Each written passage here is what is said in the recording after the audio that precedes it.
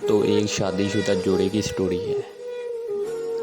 شادی کی پہلی رات میاں بیوی نے فیصلہ کیا کہ جب وہ کمرے میں پہنچ جائیں گے تو پھر دروازہ نہیں کھولیں گے چاہے کوئی بھی آ جائے۔ ابھی دروازہ بند ہوئے تھوڑی دیر ہی ہوئی تھی کہ دولہے کے والدین کمرے کے باہر پہنچے تاکہ وہ اپنے بیٹے اور بہو کو نیک دعائیں دے سکیں۔ دستک ہوئی اور بتایا گیا کہ والدین دروازے پر موجود ہیں۔ دولہا دلہن نے ایک دوسرے کی طرف دیکھا۔ انہوں نے اپنے فیصلے کو مد نظر رکھا اور دروازہ نہیں کھولا۔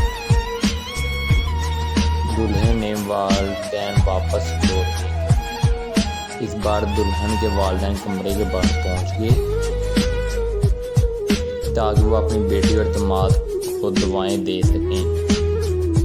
اس بار پھر دروازے پر دستک ہوئی اور بتایا گیا دلہن کے والدین باہر موجود ہیں۔ دلہن نے کہا میں اپنے والدین کے ساتھ ایسا نہیں کر سکتی اور دروازہ کھول دیا۔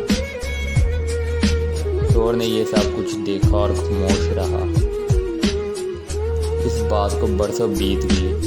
ان کے ہاں 4 بیٹے پیدا ہوئے اور 5ویں بار ایک بیٹی پیدا ہوئی۔